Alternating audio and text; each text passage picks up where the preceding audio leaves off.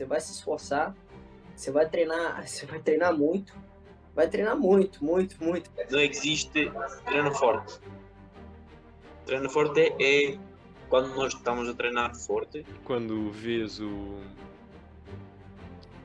a dedicação que esses indivíduos conseguem ter, tu depois pensas, porque é que eu também não consigo fazer o mesmo, né? Eu vejo muita gente, às vezes, a entrar já com a cabeça do ele é mais forte que eu provavelmente vou perder. Não, é mais forte, é mais uma razão para ganhar. A mente comanda o corpo. O que nós pensarmos e o que nós acreditarmos que conseguimos fazer, eu acredito que nós conseguimos fazer. Você tá lá para dar o seu show. Se você chegou no Mundial é porque você tem potencial para ganhar. Você tem potencial, você treinou para aquilo, você se dedicou, porque você não chegou lá por acaso. Eu não permito que nada nem ninguém me impeçam de chegar ao sucesso que eu ambiciono para mim, mesmo que esse alguém seja eu próprio. Quanto mais aguentas, mais ganhas.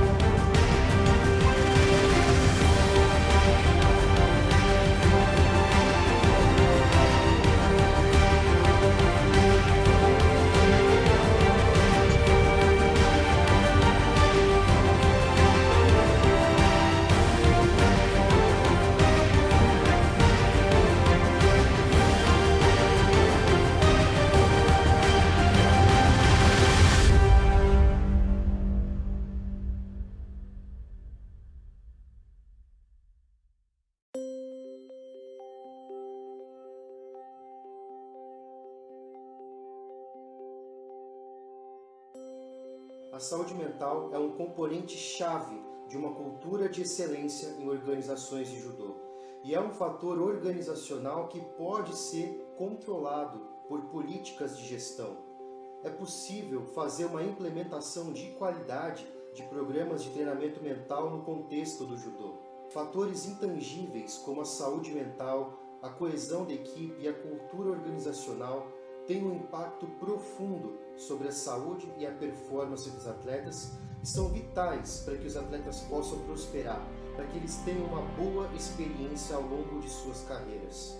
Como gestores, dependendo de como esses fatores intangíveis são trabalhados, nós podemos fazer do mesmo ambiente um céu ou um inferno para os atletas e as suas comitivas. Para conversar sobre o aspecto mental, sobre uma perspectiva de gestão, eu convidei ele, que é gestor do Clube de Judô Esporte União Centrense em Portugal, atleta olímpico de judô em Seul, na Coreia do Sul, treinador olímpico em Londres, nos Jogos de Londres, e que tomou a decisão de implementar um programa de treinamento mental na sua organização de judô, Renato Kobayashi.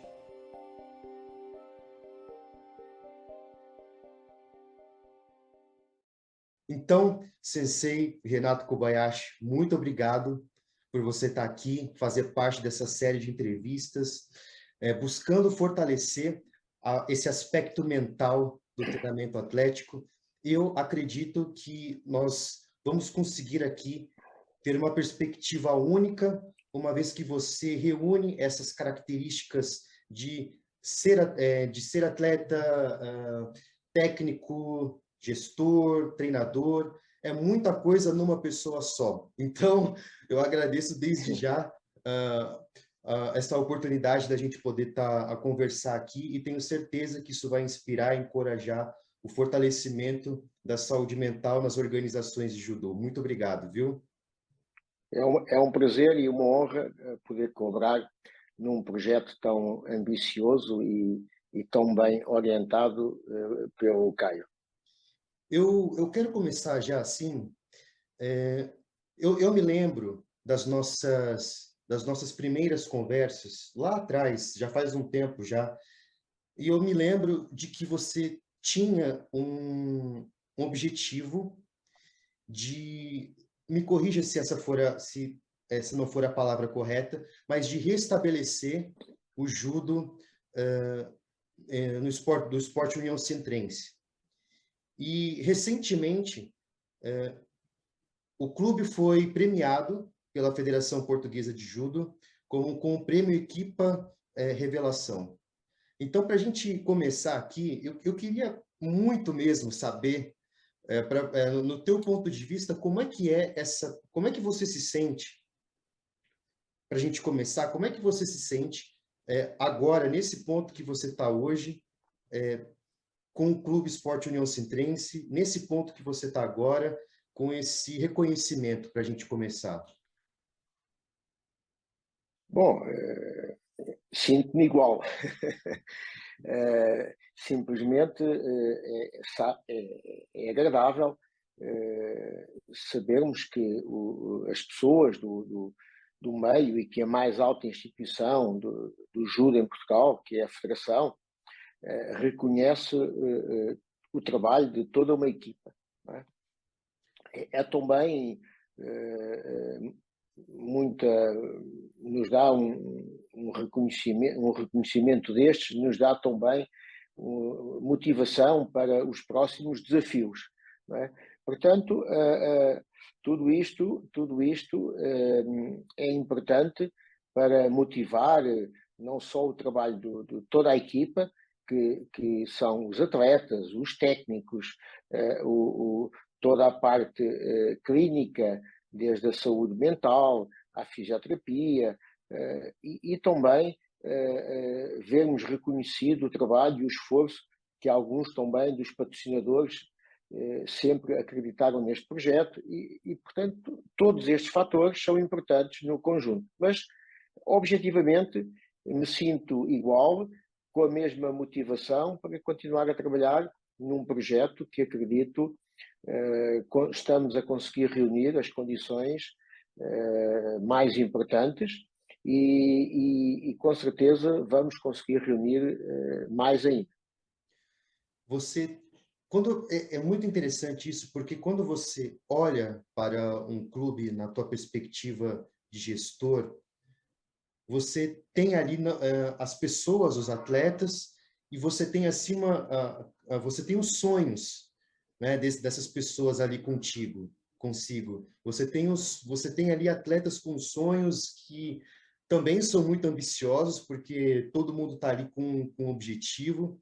E eu fico me perguntando, assim, na tua perspectiva como técnico, treinador, gestor, o que você pensa, uma vez que você sabe que muitas pessoas ali têm sonhos muito ambiciosos, têm um grande objetivo, estão a lutar por esse grande objetivo. Como é para você saber que dentro de um clube você reúne tantos sonhos assim ao mesmo tempo? Como é que você pensa sobre essa questão dos sonhos dos atletas e, enfim, como é que você pensa em relação a isso? Caio, é um enorme desafio, não é? Portanto, acredito que hoje, ao nível que o judo chegou, um clube não basta ter uma sala, um dojo, não basta ter um técnico e ter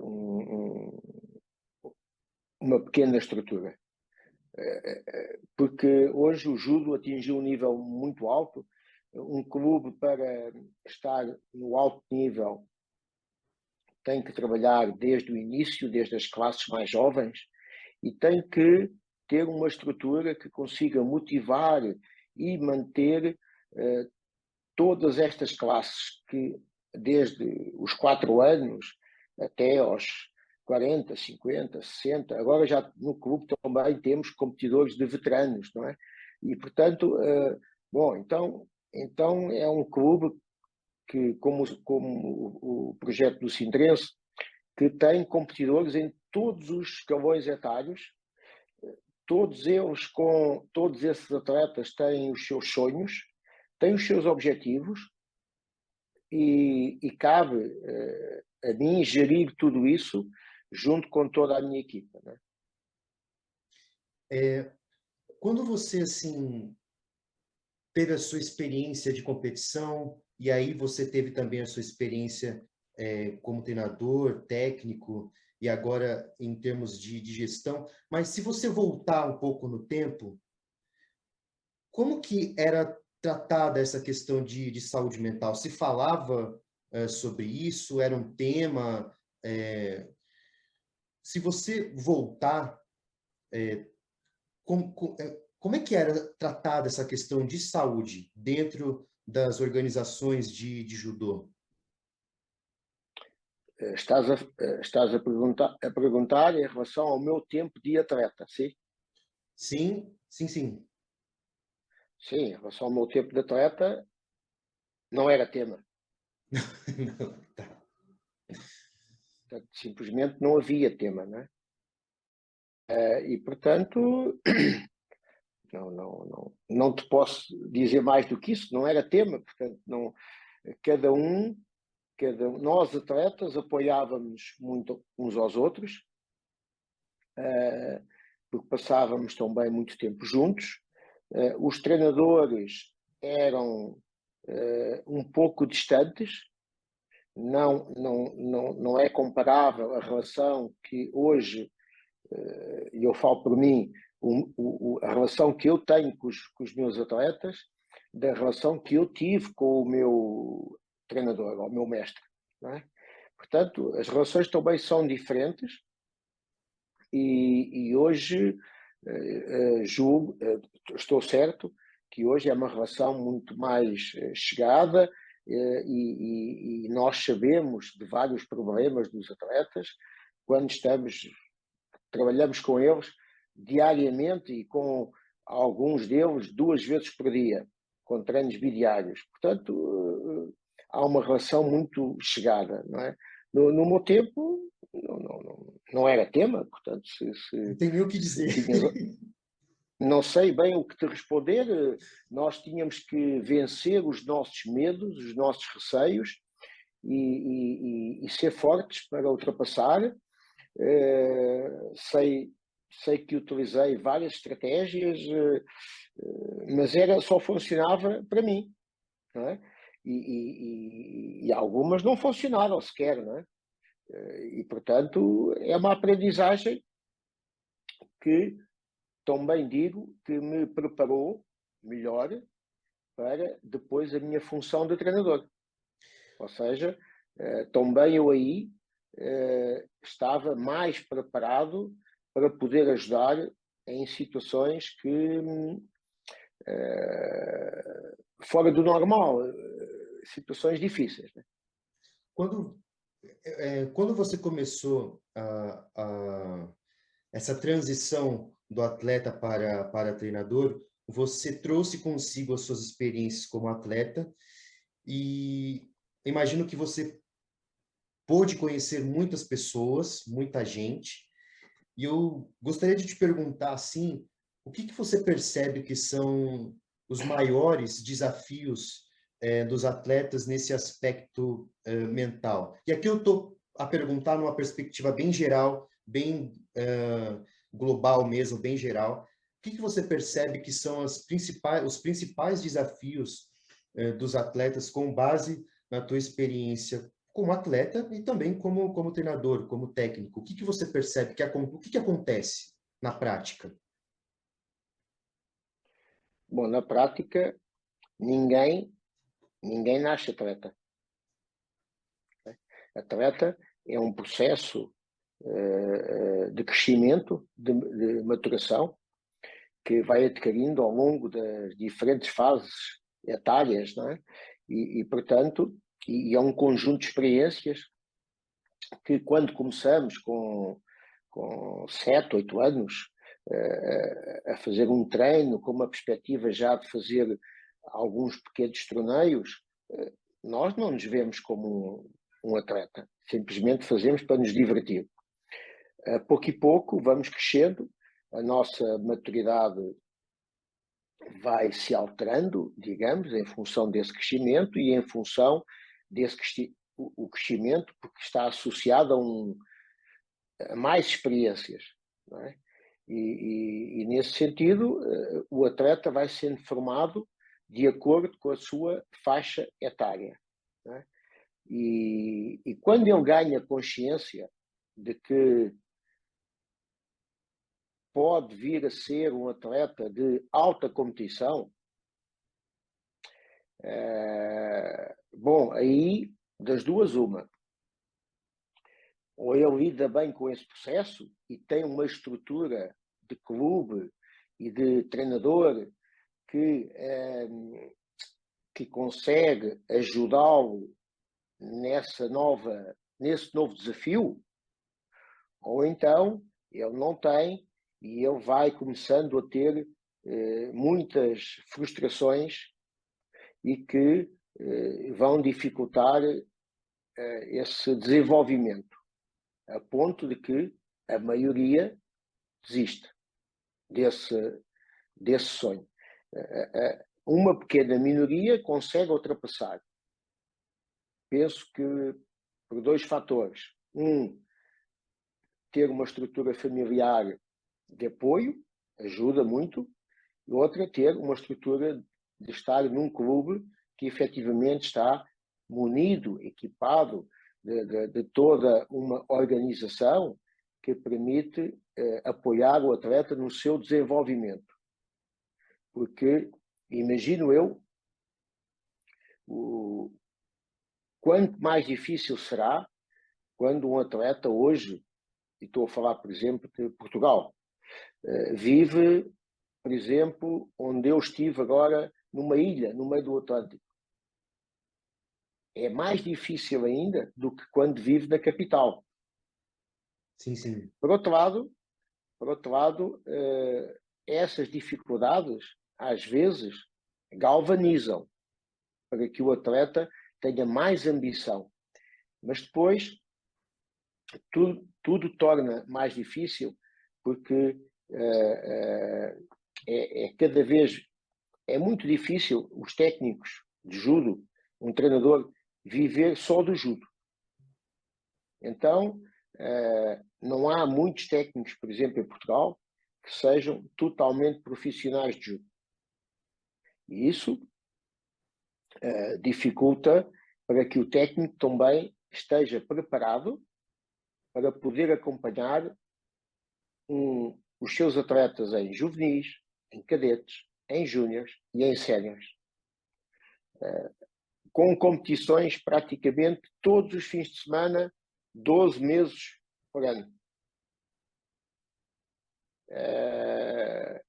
Esse técnico tem dificuldade em ter uma vida pessoal normal. Está dedicado só ao seu clube, aos seus atletas e a todas as competições e passa talvez 3, 4 meses do ano fora de casa. Portanto, não há realmente muitos técnicos que façam isso. E depois, aqueles que fazem, uns têm mais, como os atletas, há técnicos mais competentes, há outros menos competentes, assim como há atletas mais competentes e outros menos competentes. Portanto, eu acredito que, acima de tudo, é preciso estarmos num clube com uma estrutura de apoio grande, que não é só o técnico, são os vários técnicos na área da saúde mental, na área da saúde física, na área da condição física, na área alimentar, nutricionista. Eu sempre digo aos meus atletas, nós somos aquilo que comemos, somos o resultado daquilo que comemos, somos o resultado daquilo que treinamos. Temos que treinar como queremos competir e depois temos que competir conforme treinamos.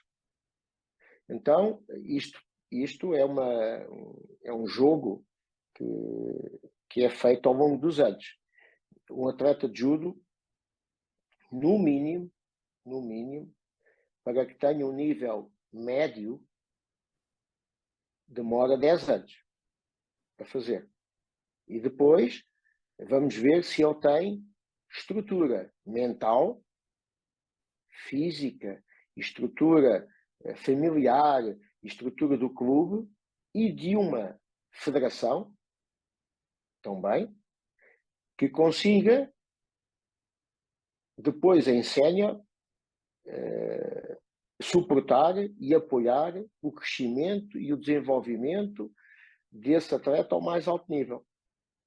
Porque é diferente também treinar em Portugal, com uma estrutura portuguesa, num país periférico na Europa, do que estar numa França, numa Alemanha, no Japão, não é? No Brasil, por exemplo, que sei que o Brasil tem algumas cidades com centros de treino muito bem organizados.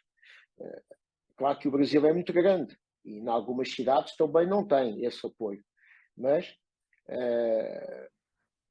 isso é muito importante para que consigamos depois superar as dificuldades e poder chegar a um sonho de um dia estar nos Jogos Olímpicos, por exemplo.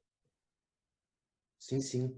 Você mencionou há pouco que hoje é necessária uma estrutura, com a evolução do próprio judo, mais do que nunca é necessário uma estrutura forte para apoiar todo mundo, a todos de um clube. Agora, pensando nisso, quando eu vou conversar com técnicos, com gestores, ainda há muita resistência a essa questão da saúde mental. Por exemplo, se eu entro no site de um clube, se eu entro no site de uma federação, eu vou ver, quando eu olho a equipa, quando eu vou ver a equipa, você tem o médico, o fisioterapeuta, o profissional de educação física, evidentemente, o técnico, mas dificilmente você vê ali dentro da equipa um profissional de saúde mental. Por que, no seu ponto de vista, ainda continua sendo tão desafiador conversar com quem é gestor, com quem é técnico? Por que, continua sendo tão desafiador conversar com essas pessoas no sentido de implementar um programa de saúde mental, de treino mental, dentro de uma organização desportiva, dentro de um clube de judo, dentro de uma federação, qualquer que seja, de que país que seja? Por que saúde mental continua sendo um desafio na tua perspectiva como um gestor? Bom, como gestor, parte logo de não ser financeiramente fácil. Ou seja, para ter pessoas dedicadas à saúde mental de uma equipa, a equipa de competição do Sintrense terá talvez cerca de 30 a 40 atletas, entre o médio nível e o alto nível. E, portanto, não é fácil ter um técnico de saúde mental dedicado, com todas as exigências que envolve, ter um psicólogo, especialista em desporto, especialista na nossa modalidade, porque é diferente de ser psicólogo numa equipa, por exemplo, de futebol ou de rugby, e ser psicólogo de um atleta de judo. E, portanto, sendo especialista nesta área, envolve uma dedicação e efetivamente, julgo que, no que falo em Portugal, que conheço mais, não é? Não há muitos psicólogos que se dediquem com essa especialidade. Ou seja, o psicólogo é muito generalista. Já percebi. E portanto, o clube, para ter um psicólogo focado nos atletas, teria que ter contratado um psicólogo de uma forma profissional e portanto, nem sempre consegue. Eu vou dar outro exemplo. A mesma coisa se passa com o fisioterapeuta. Né? E, portanto, tratar uma lesão logo na altura do treino, logo a seguir ao treino, é diferente, porque é um fisioterapeuta que conhece o judo, conhece o mecanismo da lesão, acompanha o treino dos atletas, é diferente de mandar o atleta para uma clínica qualquer que está mais focada para a fisioterapia geral, não é?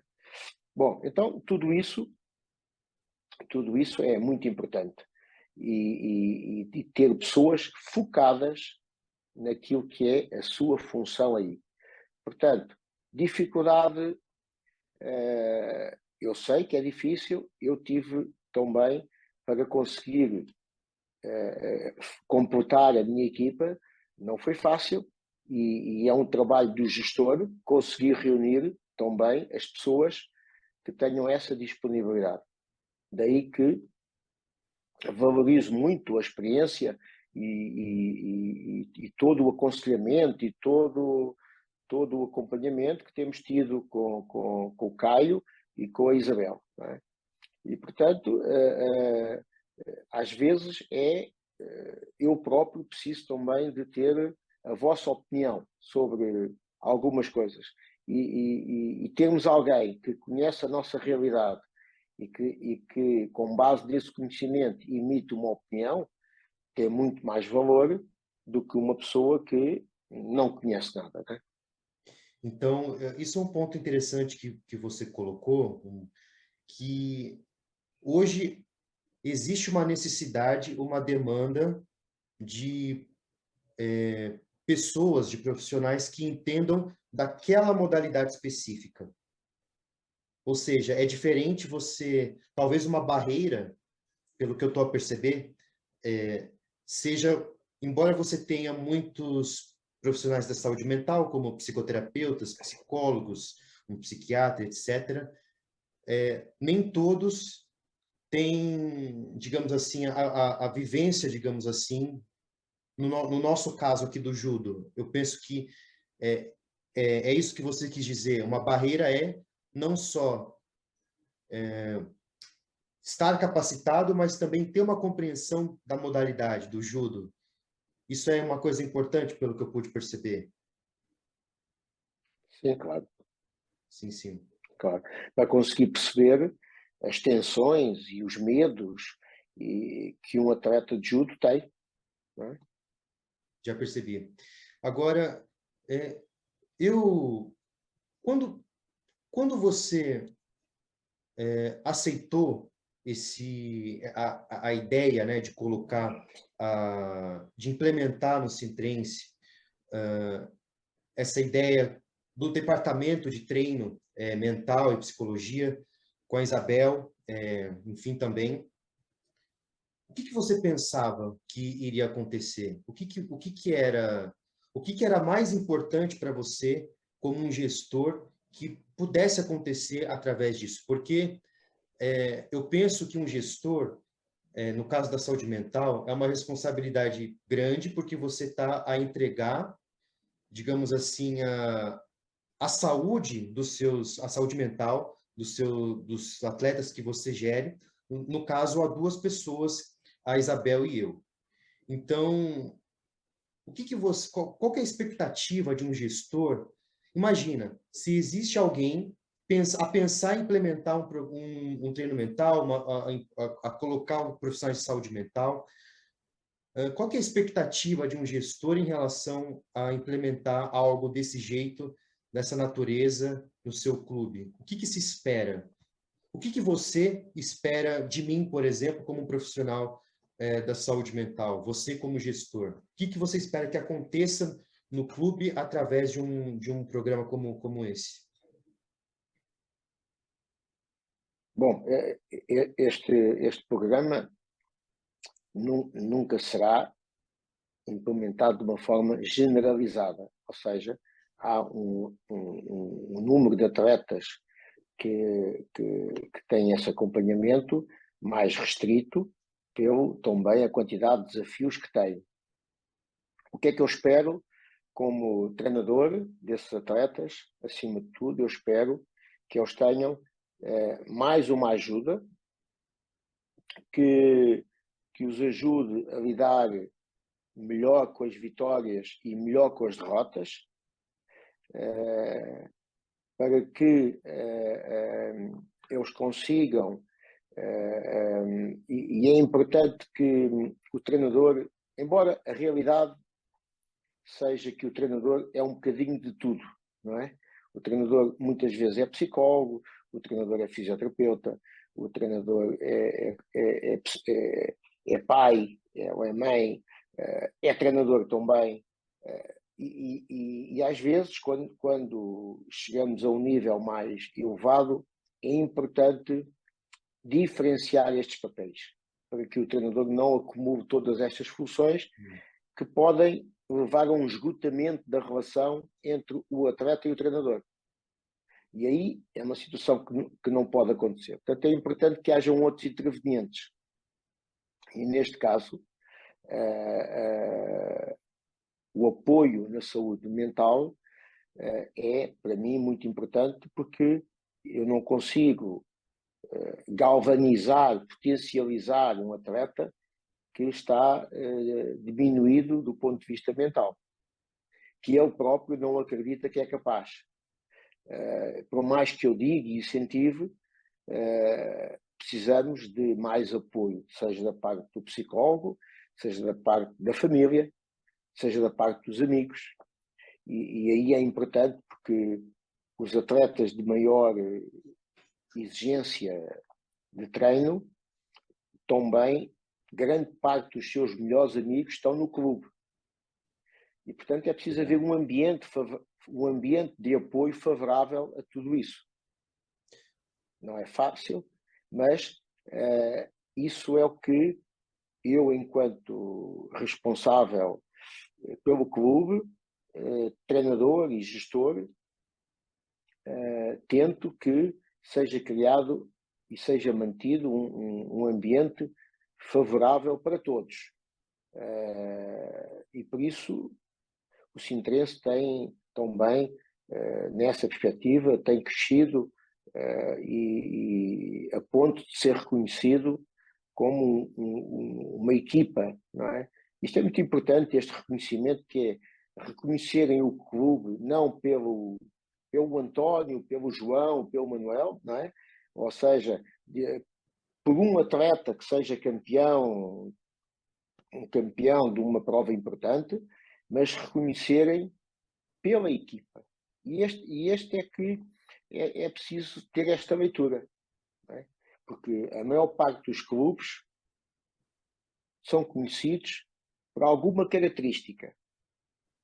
E nada mais abrangente do que um clube, de um trabalho que nós fazemos, ser reconhecido pela equipa. E a equipa são os atletas, são os treinadores, são os pais, são os psicólogos, são os fisioterapeutas, são os ortopedistas e são os nutricionistas, no nosso caso. É possível sempre introduzir outros elementos, não é, na equipa, mas esta é a nossa realidade. Não é? Agora, inclusivamente, temos tido também o apoio de um enfermeiro. Não é? E, portanto, foi um dos nossos atletas foi operado e teve, desde o bloco, desde o internamento, o apoio, o carinho de um enfermeiro que estava lá para certificar que tudo iria correr bem. E, portanto, tudo isso é importante para que o atleta se sinta bem consigo mesmo, mas se sinta bem com tudo o que o rodeia. Portanto, para nós, voltando à pergunta inicial, para nós ser reconhecido como a equipa do ano é, sem dúvida, um reconhecimento para nós muito importante e acho que o mais importante de todos. Porque se fosse reconhecido como a equipa do Renato, ou o clube do Renato, ou o clube do João ou do Manel, teria uma importância muito mais reduzida. Já percebi. Nós fomos reconhecidos como equipa. Sim, sim. Tem um valor imenso, assim, dessa forma, né? Diferente de que se fosse algo individual, não é? É isso que você quis dizer. tem um ponto que eu também achei bastante interessante, que pelo que eu pude perceber, e fique à vontade para me corrigir, se eu estiver equivocado, mas pelo que eu pude perceber, quando se é gestor, você tem que ter uma visão muito abrangente do que está a acontecer, muito ampla do que está a acontecer. E certas vezes, justamente por essa visão ampla, nem sempre dá para focar como nós gostaríamos, com mais profundidade nos atletas, e assim você cria uma necessidade de uma equipa multidisciplinar, para que cada um, dentro do seu respectivo papel, possa focar com mais profundidade no atleta e dessa forma as coisas acontecerem como elas devem ser. É isso? Caio, o meu papel tem uma parte que facilita e uma parte que dificulta. Eu não sou só técnico, também sou o dono do clube. Okay? O que é que facilita? Facilita porque o gestor Renato toma as decisões com conhecimento de causa da modalidade e dos meios que tem à sua disposição. O que acontece, e eu já vi acontecer em muitos clubes, é que têm bons atletas, têm bons técnicos, mas depois tem uma direção de pessoas que são eleitas, um clube que tem várias modalidades e que os diretores, aqueles que têm que gerir o clube, não são especialistas e tomam decisões que não favorecem a modalidade, neste caso o judo. Nós somos um clube só de judo. Nós não gerimos outras modalidades. Embora o Sporting não se interesse, seja um clube de futebol e judo, a nossa modalidade, a nossa secção é completamente autónoma e todas as decisões são tomadas a partir da nossa equipa. Ora, isso, por um lado, facilita. Por outro lado, dificulta. Dificulta porque eu não estou 100% só focado no projeto desportivo, nos atletas. Tenho que organizar a viagem, tenho que fazer os pagamentos no fim do mês, tenho que colher as mensalidades para depois reunir os valores e o dinheiro que é necessário para dar tudo isto. Não é? Tenho que ter reuniões com os patrocinadores, tenho que ter as reuniões com a federação. Sim, sim. Portanto, o que quer dizer que há um trabalho acrescido enorme, muito além da função exclusiva de treinador.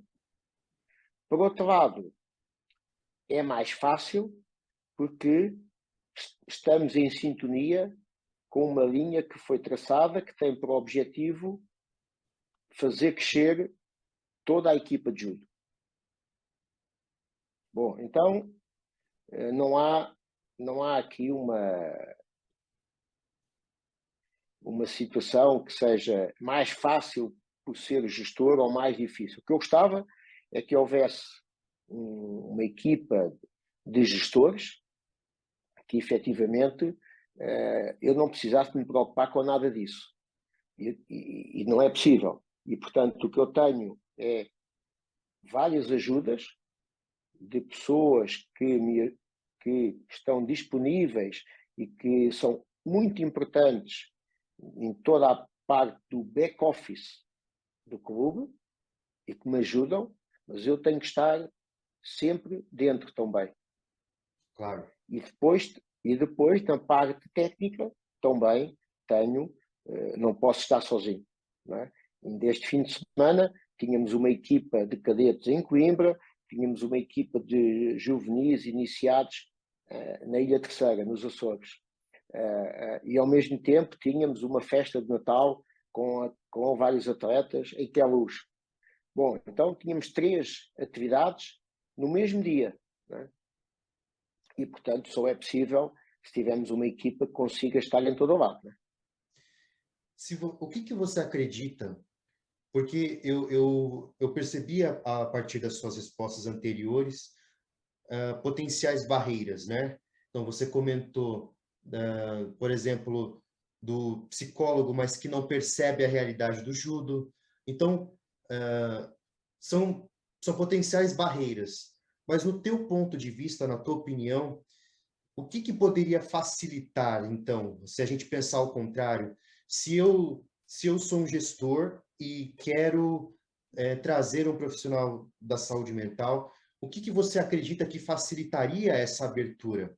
Porque, ao contrário de você, que prontamente assim concordou, aceitou em trazer ao clube, reconheceu a importância disso e trouxe ao clube 2 profissionais da saúde mental, isso não é uma prática consolidada nas organizações de judo. Não é comum isso. Nesse sentido, o que você acreditaria que seriam facilitadores? O que na tua cabeça, como um gestor, o que você pensa que poderia facilitar o acesso a esse aspecto mental dentro de clubes e federações de judo ao redor do mundo? Bom, o que facilita a primeira situação é o gestor ter a consciência da importância da ajuda e do apoio da saúde mental. E portanto, os clubes são geridos por prioridades. O que quer dizer que, se eu considero uma valência muito importante para o sucesso da minha equipa, então eu tenho que lutar para munir a minha equipa dessa valência. E lutar no sentido de arranjar os apoios, no sentido de encontrar, fazer uma busca das pessoas certas, e sabemos todos que nem sempre acertamos à primeira, não é? E, portanto, é preciso procurar bem, é preciso ter experiência, e aí a experiência do gestor é muito importante para ter a capacidade de escolher também boas pessoas para integrar no seu projeto. Porque a capacidade de escolha de um gestor, tal como nós olhamos para um atleta e temos a perspectiva de que ele pode vir a ser um atleta de alto rendimento, isso é uma análise que o treinador tem que ter capacidade de ter. E portanto, eu não posso, porque vou criar um problema mental a esse indivíduo se eu vou dizer que ele vai ser campeão do mundo, que ele vai ser campeão olímpico, e com isso tentar aliciá-lo para que ele treine muito e faça muita coisa. E, no entanto, ele não tem capacidade para isso. Sim, já percebi. Eu já sei que ele não tem capacidade. Então, eu tenho que lhe dar objetivos que sejam alcançáveis. E se ele alcançar um objetivo primário, ele pode depois trabalhar para um objetivo intermédio. E se ele chegar ao intermédio, ele pode chegar ao objetivo mais alto. Agora, quando temos treinadores que tentam aliciar os atletas para o treino, simplesmente dando os objetivos mais altos, que são, normalmente, não são alcançáveis pelo atleta, o atleta vai ter muitas frustrações, e se não tiver bem estruturado, ele vai ficar pelo caminho. Porque o que é um campeão? É sempre um atleta que nunca desistiu. Uau. É sempre um atleta que foi conquistando patamar a patamar e foi consolidando essas conquistas, e a pouco ele ambiciona um pouco mais. Ou seja, eu, antes de querer ter 1 milhão de euros, eu primeiro tenho que conseguir os primeiros 10 euros. E depois posso ambicionar a ter 100. E depois vou trabalhar para ter 200. E por aí fora. Portanto, não vale a pena eu querer ter 1 milhão de euros quando eu ainda não tenho sequer 1 euro. Portanto, tudo isto, depois, se o patamar está muito elevado e não está de acordo com a minha realidade, o nível de frustração aumenta e aí a saúde mental é uma ajuda no sentido de lidar com a frustração, mas já aparece tarde para poder tornar aquele atleta frustrado num atleta de alto rendimento, porque, entretanto, sabemos todos nós que a idade conta muito e, ao fim de algum tempo, já não tem idade para atingir esses objetivos. Não é? Mas ele poderá vir a ser um bom treinador, poderá vir a ser um bom partner trainer, poderá ser um bom colega de treino.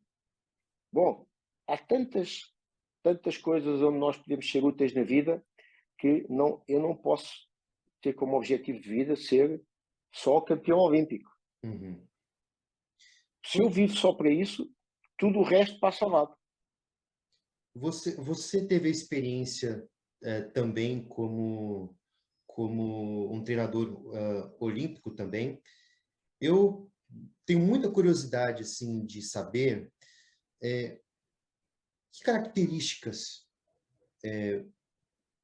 o que um atleta tem que ter. Você falou agora um ponto bastante importante da perseverança, de não desistir, resiliência, mas eu tenho muita curiosidade assim, de saber, pela tua experiência, o que um atleta tem que ter em mente. Eu quero chegar ao nível olímpico.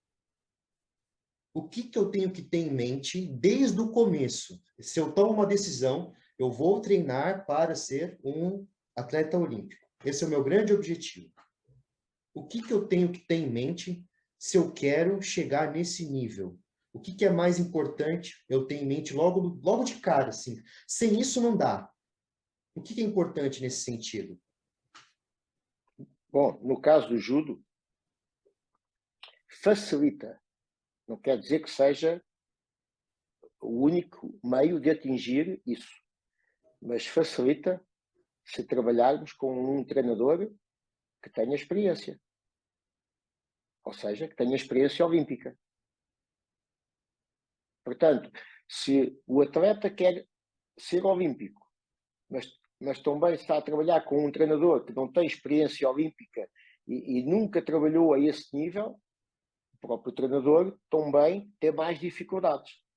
Sim. Não quer dizer que não atinja, não quer dizer que não chegue, porque senão nunca teríamos treinadores que não eram treinadores olímpicos e depois chegaram a ser. E também não é fundamental que um treinador olímpico tenha sido atleta olímpico. Não é? Muitas vezes, aliás, a maioria dos bons treinadores não foram atletas olímpicos. Porque muitos dos atletas olímpicos, quando chegam ao fim de carreira, a maior parte abandona e não quer continuar como treinador de judo, já está farto, está cansado, já deu. Esgotou, já deu tudo, não quer agora passar isso. Portanto, aproveitar os atletas olímpicos que se converteram em treinadores é uma boa aposta. E, portanto, se eu fosse atleta que estaria agora a começar essa caminhada e esse sonho, eu tentaria procurar um treinador, um bom treinador, que tivesse também inserido num clube com uma boa estrutura. Uhum. E isso ajuda bastante. Não é? Portanto, se eu quero sonhar ser um treinador olímpico e vou treinar para um clube que não tenho, no caso do judo, não tenho parceiros para treinar, o meu treinador é um treinador que não tem experiência internacional, não conhece o judo mundial, não convive com isso no seu dia a dia, torna a minha missão mais difícil, né? Certamente.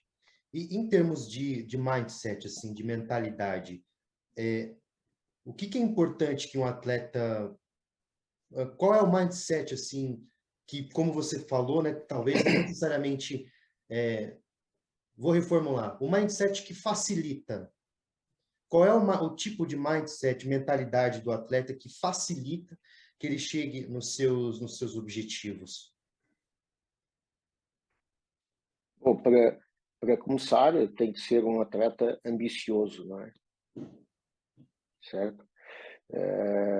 Tem que ser um atleta sonhador. As pessoas ambiciosas, antes de atingirem os seus objetivos, sonham com eles. E depois tentam reunir as condições para realizar os seus sonhos. E esse é o principal objetivo, o principal característica. Sim, sim. Ambição. Depois, ambição. E ter capacidade de sonhar. E depois, claro, o sonho está, o objetivo está ali e depois trabalhar todos os dias, para esse objetivo. Não basta sonhar, como é evidente. Né? Sim, é claro. É claro. O que para você... Porque alguns minutos atrás, você comentou que hoje em dia o relacionamento profissional entre o atleta e treinador, ele está mais chegado, mais estreito do que em relação a algum tempo atrás. O que é importante para você? O que é fundamental que exista nessa relação profissional que se estabelece entre um atleta e um treinador e um técnico? O que é mais importante que exista ao longo desse relacionamento, uma vez que, se a gente parar para pensar, um ciclo olímpico por si só já tem 4 anos. Então é muito tempo de, digamos assim, de convivência, de treino, de experiências, e é importante que exista uma boa relação. E eu quero saber, assim, gostaria de saber, na tua perspectiva como técnico, o que é importante num bom relacionamento profissional entre um atleta e um treinador. Bom,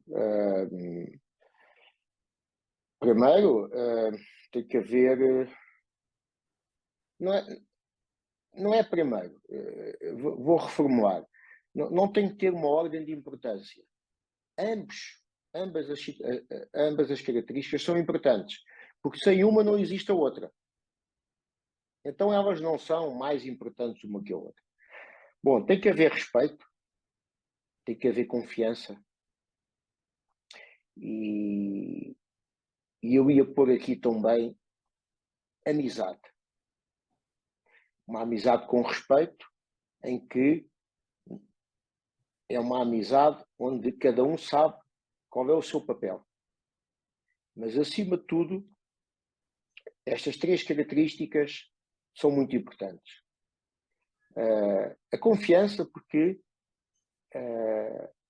o atleta tem que confiar que o seu treinador está a trabalhar com o atleta para reunir as melhores soluções para o seu êxito.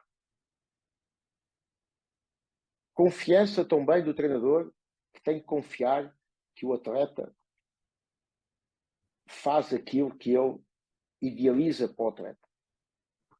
Se o treinador faz um planeamento e o atleta não cumpre, não é? Bom, então não existe essa... Não faz sentido. Portanto, tem que haver a níveis diferentes, tem que haver uma confiança mútua, tem que haver amizade e tem que haver, acima de tudo, respeito. E porquê o respeito? Porque há alturas em que nós não podemos ser amigos do atleta. Nossa condição ali é treinador. E respeito implica que eu tenha que dar, a minha função é dar orientações e quase que dar uma ordem que tem que ser cumprida. E, portanto,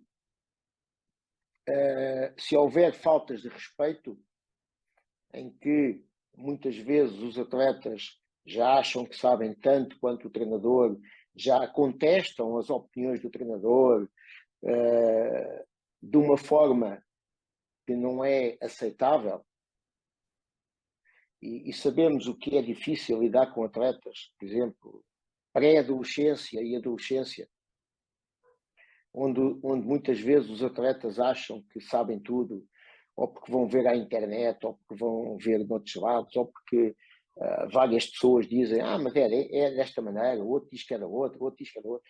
E, portanto, se nós vamos ter muitas referências, às 2, 3 a nossa cabeça fica muito baralhado. Portanto, o treinador tem que ser amigo do atleta, é verdade. Tem que ter a tal amizade, mas há depois situações onde o treinador tem que ser quem dá a ordem, a decisão final. Perfeito. E aí o atleta tem que respeitar o treinador. Bom, os treinadores também erram. Okay? Os treinadores também erram. Mas é essa construção que se faz ao longo dos anos. Aprendemos todos com os erros, tanto o atleta como o treinador.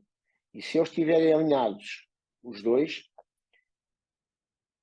o atleta e o treinador são cada vez melhores atletas e melhores treinadores, se cada vez ao longo da vida errarem menos. Às vezes não temos que ser geniais. Ser um gênio não está ao alcance de todos. Não podemos ser todos génios, mas podemos aprender com a vida, aprender com a experiência e cada vez errarmos menos. Portanto, naturalmente, vamos acertar mais.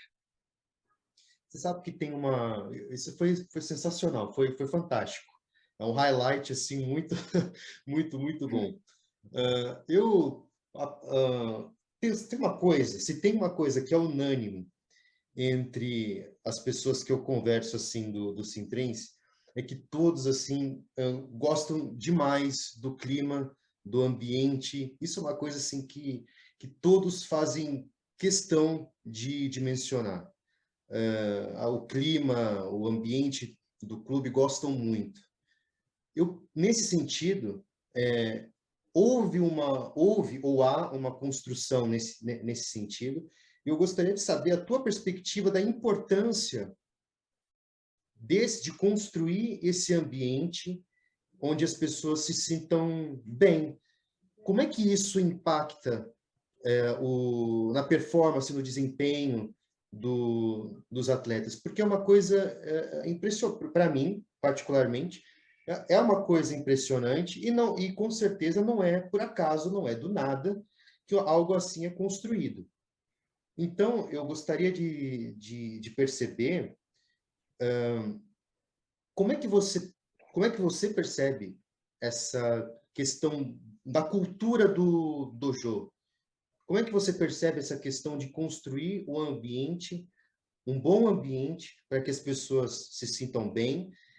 Como que isso impacta a performance? Como que isso impacta os resultados? Bom, esse ambiente ele não acontece por acaso. Okay? É uma construção. Essa construção, há 5 anos atrás, era de uma forma e também essa construção vai sofrendo alterações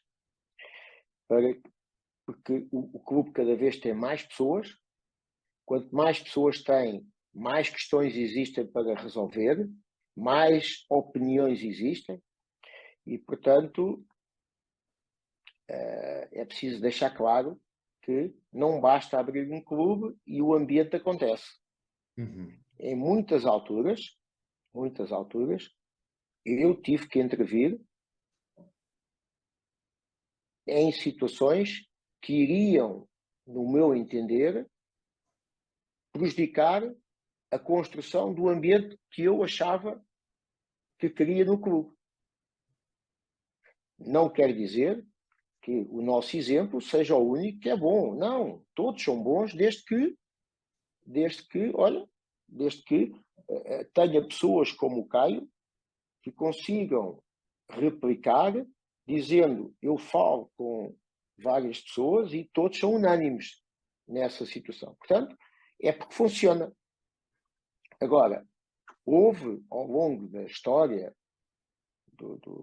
que eu estou à frente do clube, houve momentos em que algumas pessoas não se enquadravam nesta construção. E essas pessoas, se tu deixares que essas pessoas fiquem a ter uma influência negativa dentro da tua estrutura, vai prejudicar toda a equipe. Então, muitas vezes, nós tentamos que essas pessoas entendam que esse não é o caminho. Tentamos. Se conseguimos, perfeito. Se não conseguimos, bom, temos que convidar essas pessoas que estão a prejudicar o ambiente saudável do clube a sair. Uhum. E, às vezes, por muito que custe, temos que eliminar algumas situações negativas dentro do clube. Para que a maioria, que são, felizmente, a grande maioria, todos querem aquele caminho. Um caminho saudável, verdadeiro, profissional, de grande respeito e de muita amizade. E a partir daí, tudo é criado numa base, como construir um prédio. Se os alicerces do prédio não estão estáveis, o prédio vai abanar muito e vai acabar por cair. Então, é preferível ir construindo piso a piso o prédio e fazendo crescer, mas sem a estrutura principal, tem que estar bem consolidada para que quem vier, e felizmente o nosso clube todos os dias tem pessoas novas a integrar o clube, e estou-me a lembrar assim de repente, ainda agora há poucos dias, veio um atleta de um clube do Algarve, que fica a 300 km daqui. Nossa. E ele veio viver para Lisboa, e ele foi um atleta com experiência, já um cinto preto, competidor, já com um nível muito bom, e ele disse, não, eu quero ir treinar para o Sintrense. Portanto, também as pessoas, é importante que as pessoas também nos vejam da forma que o Caio estava a dizer. Então, é porque reconhecem também os atletas, não é só a federação, também os atletas reconhecem que nós somos uma equipa, e uma equipa só é possível se tiver um bom ambiente, boas condições de trabalho, tiver profissionais dentro dessa equipa focados no sucesso dessa equipa, mas também sejamos capazes de lidar com os insucessos. Não vale a pena, e eu nunca o faço, olhar para um insucesso desviando o caminho, porque senão o insucesso sempre vai estar lá. Então nós temos que resolvê-lo. E é preferível às vezes abrandar um pouco, mas não deixar ninguém para trás. E caminharmos todos juntos. Pronto, e este é o grande sucesso da equipa. Nós não deixamos ninguém para trás, excepto aqueles que também decidem abandonar porque não se identificam com o nosso projeto de equipa. Mas aí, Caio, não, como eu digo às vezes, nem Jesus Cristo agradou a todos. E é, Sim. Sim, e sim, é sim, a sim. pessoa, e é a pessoa que é na história da humanidade. Portanto, seria demasiado ambicioso da minha parte querer agradar a todos. Não vou agradar a todos. Mas fico muito orgulhoso de ser reconhecido por várias pessoas importantes, ser reconhecido que este nosso projeto é um projeto de equipa. Então, é porque estamos no caminho certo. Vamos caminhando e caminhando com quem quer partilhar connosco o sucesso, mas também está disponível para ajudar nos momentos menos bons. Porque pessoas que sejam muito, costumo dizer, egocentradas, elas só estão nas coisas para si, que sejam egoístas, nós não cabe neste projeto. Neste projeto, todos temos de trabalhar para a comunidade, todos temos de trabalhar para um bem comum. O bem comum está muito acima do meu eu. O bem comum é aquilo que mais favorece todo o grupo. Sim, sim.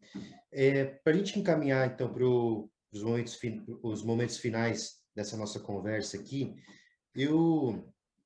se você, numa situação hipotética, você, como gestor, tem algum contato com outro gestor, em que vocês são colegas, amigos, enfim, e você percebe que esse outro gestor está com dificuldades em relação à saúde mental dos seus atletas, e você sabe que trazer pessoas nesse sentido poderia contribuir.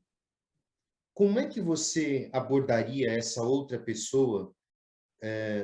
Como é que você mostraria para essa outra pessoa que poderia funcionar, que poderia dar certo? Porque, de repente, aquela pessoa, esse teu colega, amigo, enfim, gestor, não tem essa compreensão ainda. Então, eu fico me perguntando como é que você o incentivaria, o encorajaria a trazer pessoas nesse sentido? Ok, eu acho que não escondendo o que nós fazemos, e seja em conversas como esta que estamos a ter, seja noutras abordagens que já tive, através da educação olímpica, através do IPDJ, na própria, em fóruns de treinadores, como o Sport Summit, dizer e dar o meu exemplo da minha equipa, da minha estrutura, já é um passo para que alguns treinadores pensem o que é que lhes falta. Porque eu só posso ter essa abordagem se eu conhecer o treinador, se ele realmente for meu amigo, mas partilhar comigo as suas dificuldades, porque pura e simplesmente eu julgo que a maioria não se apercebe dos problemas que tem dentro e atribui outras razões que não de saúde mental. Ele deixou de treinar porque teve que estudar. Ou deixou de treinar porque os pais separaram-se. Há muitas razões que, obrigatoriamente, não têm que... Às vezes é um problema de saúde mental que já está num patamar elevado e que levou à desistência dos seus objetivos, dos seus sonhos. Portanto, a grande dificuldade, e é por isso que é importante ter um treinador presente em todos os momentos importantes, é um treinador que se vai aperceber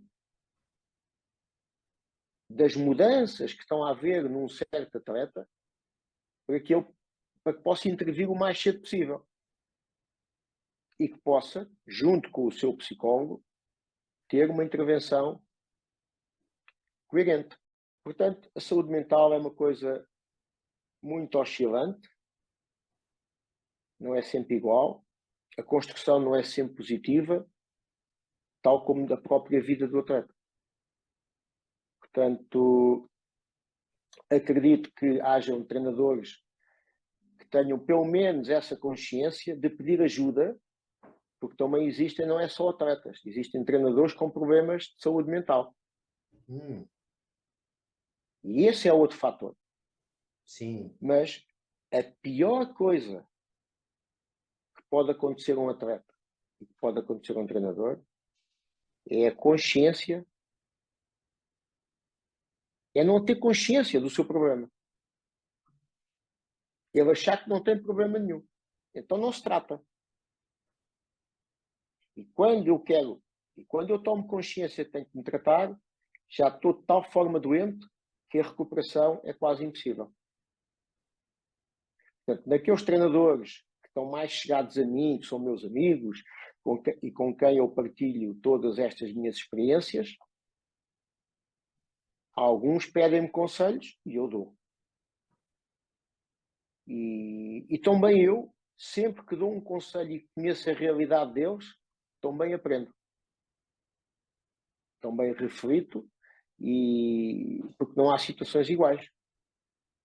Agora, tenho a consciência que existe muitos atletas que não sabem o que é saúde mental, nem como identificar, porque a saúde mental não se manifesta como uma gripe. Em que eu, de repente, estou doente, tomo um comprimido e fico melhor. E passado 3 ou 4 dias estou bem. Não há um comprimido para a saúde mental. Não é? Aliás, os comprimidos que há, sabemos nós quais são, e que são a redução da atividade mental e para que as pessoas consigam ter menos pensamentos negativos. Não é? Agora, acima de tudo, o que é importante é que se fale no tema, se aborde o tema nos mais diferentes teatros, para que cada vez mais pessoas, atletas, treinadores, dirigentes, porque se eu tiver um dirigente na federação que ache que a saúde mental é uma coisa que não existe, ele não vai ter preocupações com isso. E quando eu disser que o meu atleta não vai treinar porque está a recuperar de um problema de saúde mental, ele vai dizer que o atleta não vai treinar porque não quer. São desculpas. E se eu disser que o outro atleta não vai treinar porque tem uma lesão, e até tem aqui um diagnóstico, sim, que tem uma ruptura no joelho, ele diz, então pronto, então durante 3 semanas não há problema, eu que recupero a lesão e depois venha quando estiver bom. E na saúde mental eu não obtenho a mesma resposta. Uau. Portanto, isso é um problema que ainda está muito aqui, não é? Na nossa sociedade. Acho que tenho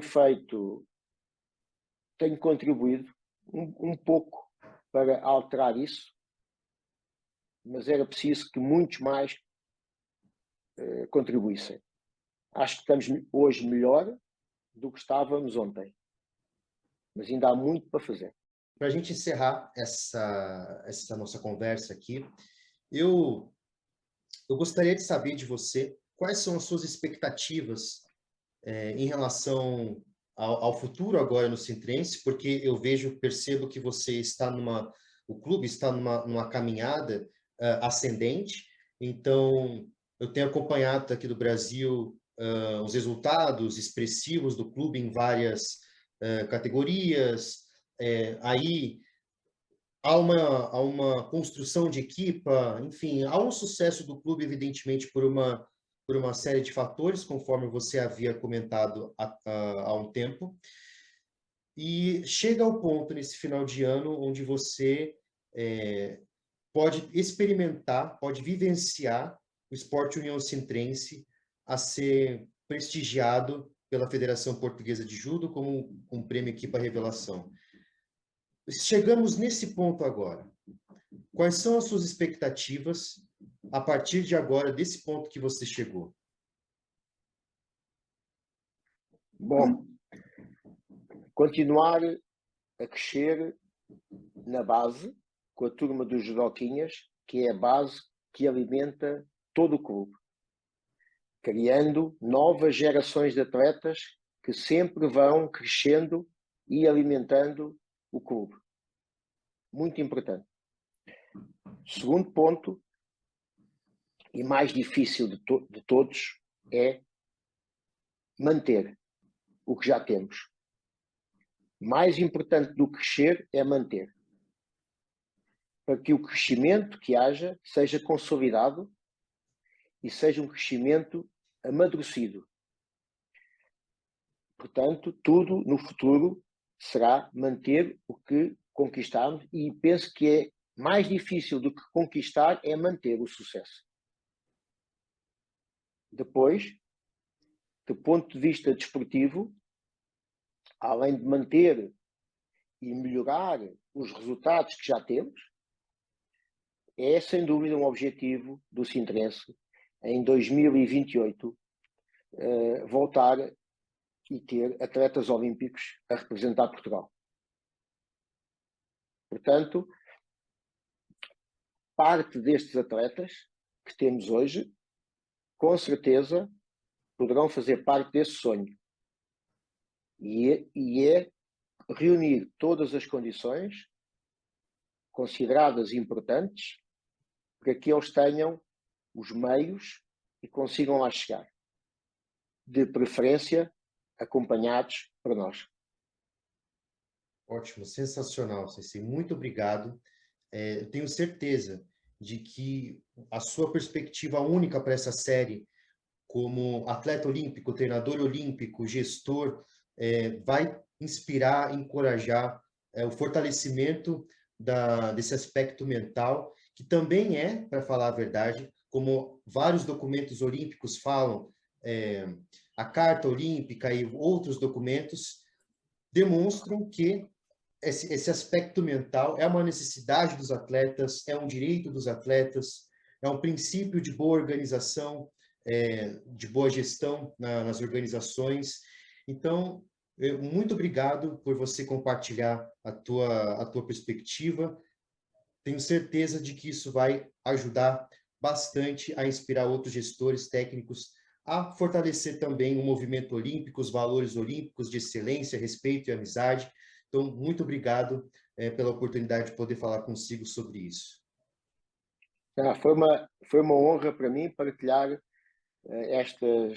este resumo de experiências contigo, Caio, e mais uma vez, muitos parabéns pelo excelente trabalho que estás a desenvolver e que, estou certo, vai ser uma grande referência para todos. Obrigado, Sensei. Então, para quem está assistindo, muito obrigado e acompanhe as outras entrevistas também. Um forte abraço e tchau, tchau. Boas festas a todos.